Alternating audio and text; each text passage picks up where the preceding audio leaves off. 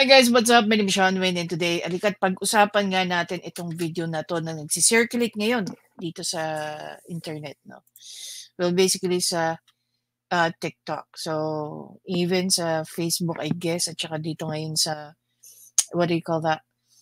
Dito sa X, meron na rin po. So, si Scott Ritter po ay isang Marine Corps intelligence officer and there's this one broadcaster na may tinanong sa kanya. Okay? And etong sinabi niya rito, medyo mapapaisip ka talaga. No? I'm not putting this up here para i-convince kayo of anything. Okay? Mas gugustuhin ko na kayo mismo ang mag-absorb and kayo rin mismo ang magsabi kung tama ba tong sinasabi ng taong to ni Scott Ritter. No? And meron din kasing sinabi, very recent lang no, sa news outlet, si PBBM, which is ibabangga natin dito sa sinabi niya. No, galing sa PCO. Last June 10, may nirelease po silang isang article saying that PH must be prepared amid more pronounced external threats ayon kay PBBM. So, etong mga sinabi dito sa article na to, babanggain natin siya dito sa sinabi o sinagot dito sa interview na to. Tara, pakinggan natin.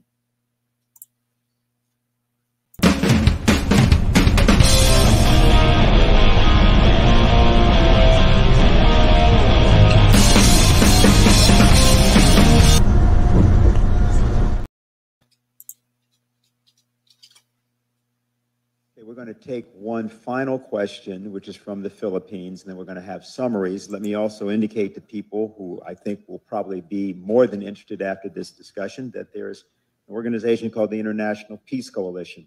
The person who convenes that each week is Anastasia Battle, who's here to my left, and I'm going to have her say something about that at the very conclusion.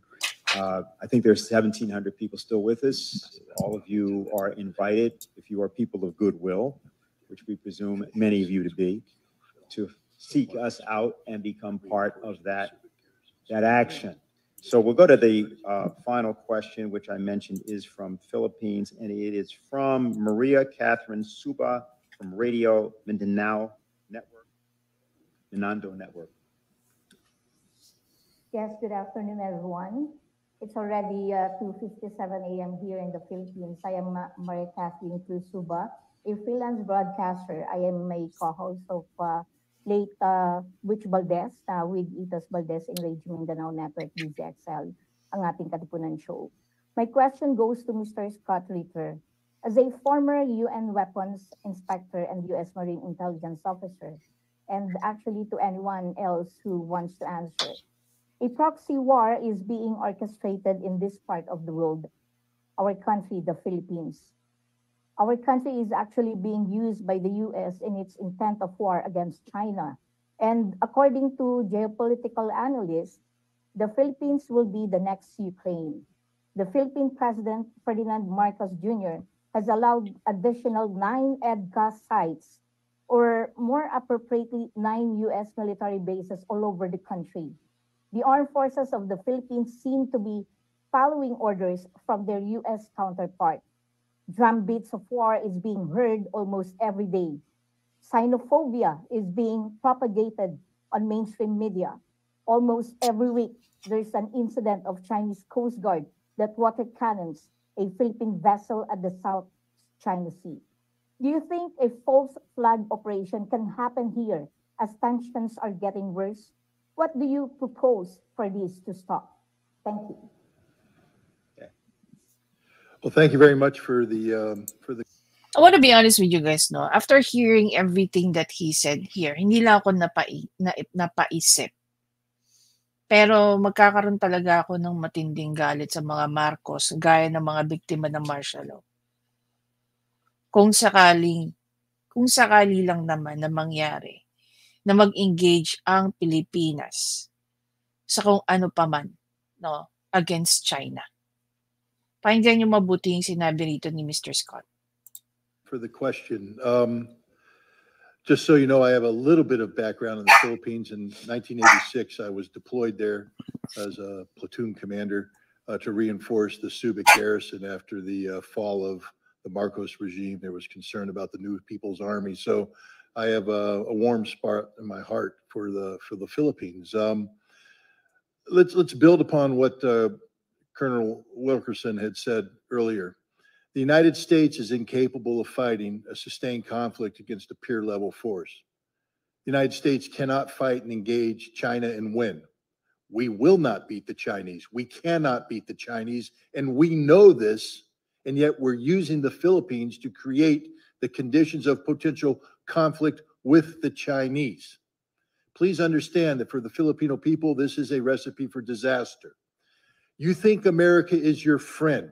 So too did the Ukrainian people, and they are dying by the hundreds of thousands. Friends don't let friends die in those quantities. The Ukrainians have been displaced by the tens of millions. Friends don't let friends have their cities destroyed in this manner. Friends don't let friends have families separated, have mothers and children destined to a life of refugee status in perpetual poverty. That's not how friends behave. America has never been the friend of the Ukrainians, and we are not the friends of the Filipinos. We don't like you. If we did like you, we wouldn't be doing this to you. We are using you. You are a tool, nothing but a tool. And when the tool ceases to be useful, we will discard you. And discard you means usually after a war that devastates you. We are using you to gain some sort of momentary leverage over the Chinese. We will fail. The Chinese will win, and you will be destroyed. End of story. It's high time the Filipino people pressure their government to start sitting down and engaging the Chinese government responsibly. China is not your enemy. China is your neighbor. China is your friend. China doesn't want war. And if you would engage China in diplomacy, and as we've all indicated here, America has long since lost the skill set necessary to carry out diplomacy, but the Filipinos, the Philippine people can reignite this, to relearn it, to use this skill to prevent a war. But if you continue to behave as colonial subjects, and I know that's a sore subject in the Filipinos, because you were the colonial subjects of America. We still view you as our colonial subjects. We don't like you. We don't care about you. We just want to use you. Grow up. Grow up and act responsibly. Take control of your own future. America is not here to help you. America is here only to use you until there's nothing left, and then we will discard you on the trash heap of history.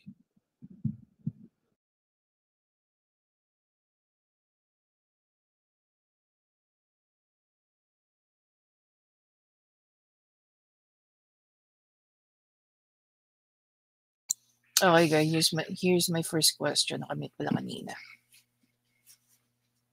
Do you think yung sinabi ni Mr. Scott rito is totoo? Is this the way you see things as it unfolds? Based sa mga news, based sa mga nakikita natin, at kung ano-ano pa. Do you see it that way? Do you feel it that way? Very recent lang, no, guys. Ito, puntahan natin. Puntahan natin yung sa PCO. Okay, palaki natin para mas lalo yung ma-appreciate. Last June 10, 2024, sabi rito, PH must be prepared amid more pronounced external threats. The Philippines must be prepared because of more pronounced external threats as a result of the heightened geopolitical tension in the Indo-Pacific, President Marcos Jr. said on Monday. Addressing members of the Philippine Army 5th ID at Camp Melchor de la Cruz in Gamo, Isabela, President Marcos said, the Philippines' proximity to Taiwan puts it in China's areas of interest. That is why it is important that the northern part of the Philippines is well prepared for any eventuality. Now, here's my question. Bakit biglang pumasok dito ang kwento ng China? All the while, ang akala ko at alam ko, ang pagkakaintindi ko, the reason why we're having this tension is because of the West Philippine Sea. How come nagkaroon na ng storya dito si Taiwan? Bakit bigla tayong mas masyadong nagkaroon ng concern sa proximity ng Philippines sa Taiwan? And that is why the external threat now has become more pronounced and has become more worrisome, and that is why we have to prepare, sabi ni PBBM. So asan ba yung focus natin? Ipaglaban natin yung sovereign rights natin sa West Philippine Sea? O tayong ibala sa kanyon? So ngayon, kung i-connect mo tong sinabi ni PBBM dun sa sinabi dyan ni Mr. Scott Ritters, is making a lot of sense. Tama ba? So that's the mission that you have before you. Now you have two missions, whereas before it was only internal security. Well, the Philippines isn't taking territory. Its leadership has to reorient its thinking and must adopt full commitment to the defense of the country's territory. Ang problema natin ngayon, guys, is that we don't even know anymore who to trust when it comes to this. Bakit? Kasi Commander-in-Chief si PBBM eh. So yung mga taga-AFP, hindi yan magsasalita. Meron ba silang courage na i-oppose yung mga gustong ipagawa sa kanila ni PBBM? That we don't know. That we're not sure. The national government has to engage in various efforts to maintain peace in the region, such as through continued diplomacy. Yun pa ba ang nangyayari? Ganun pa ba ang nangyayari? Kasi kung may ganun pangyayari, bakit kailangan sabihin ni PBBM yung ganitong mga bagay? Philippines must be prepared. Bakit kailangan tayong makisawsaw sa isang bagay na hindi naman tayo dapat talaga kasali? Diba? We're not trying to take territory. We are not trying to redraw the lines of sovereign territory, the EEZ, the baseline, he said. Well, this is a different topic.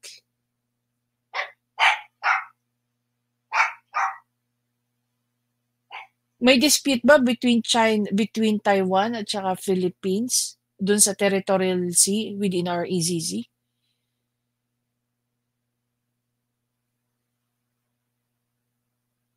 Kasakop ba yun sa pinag-uusapan natin? O ibang storya na to? Hindi natin binabago anything na kahit isa, not even 1 inch. Ngunit hindi tayo pwedeng pumayag na kunin naman yan sa atin.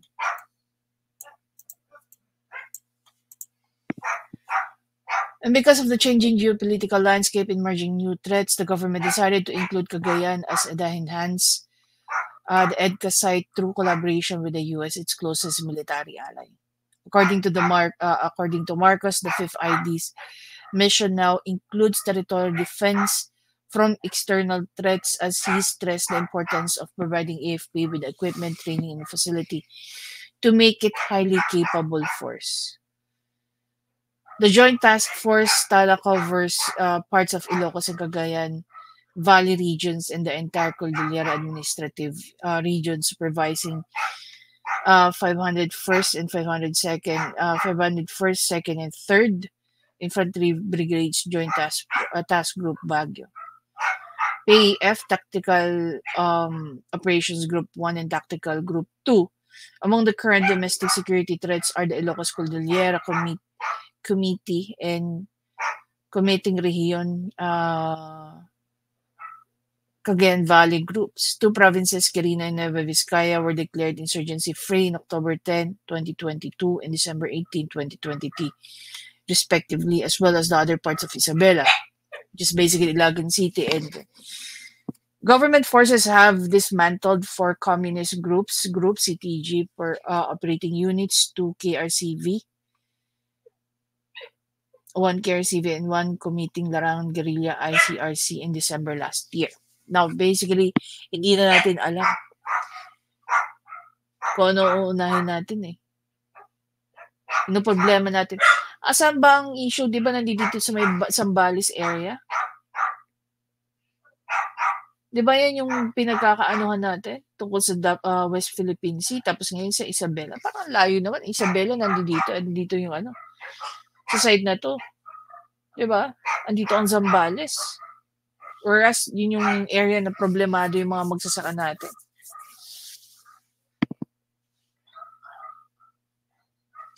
So, bakit bigla tayo nagkaroon ng pakialam sa nagiging problema ngayon dyan sa ano, sa may Taiwan area?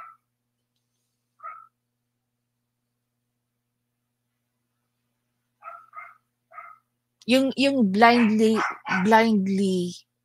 nagpo-follow tayo sa isang bagay that we don't even know kung what's going on.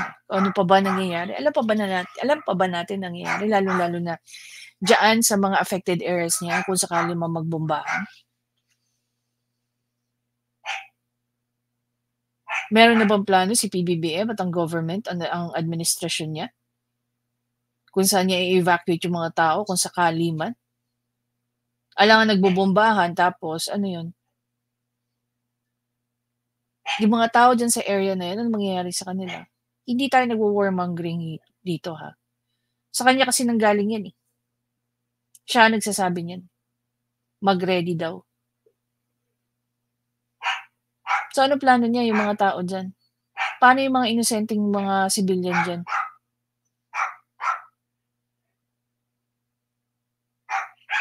Diba? And the other question is, ako mismo, na araw-araw na ako nagbabasa ng news about sa nangyayari sa Pilipinas. Pati yung nagpa-participate tayo, nagre-react tayo. It's very important and vital for us to watch yung mga Senate hearing at saka ng Congress, ng House of Representatives. We don't even know anymore kung anong uunahin ni PBBM. At saka, ito bang ginagawa niya? Is it really for the good of the country and his people? Or meron lang siyang personal interest dito? Why is giving favor to other nations, rather, like the US? Amerikano na yan, si Scott Ritter. Siya na yung nagsasabi sa atin. Bagay katotohanan na dapat natin tanggapin. Now, the question is, dapat ba natin siyang paniwalaan? Ngayon, if we're seeing a greater good doon sa mga sinasabi niya, I don't think na merong masama. No. Or masama bang paniwalaan siya? If what he is saying is for the greater good of the majority. Rather than sa greater good ng minority because they have vested interest in that. Gaya nung sinabi ko initially, kayo na maghusga. It is not for me to tell you how to think or how to take it. May kanya-kanya tayong, sabihin na lang natin, may kanya-kanya tayong paraan kung paano natin iintindihin yung sinabi dyan. But for me, clearly, it is a fair warning coming from someone who knows how the government of his country works and how they think, how they look at us. Diba?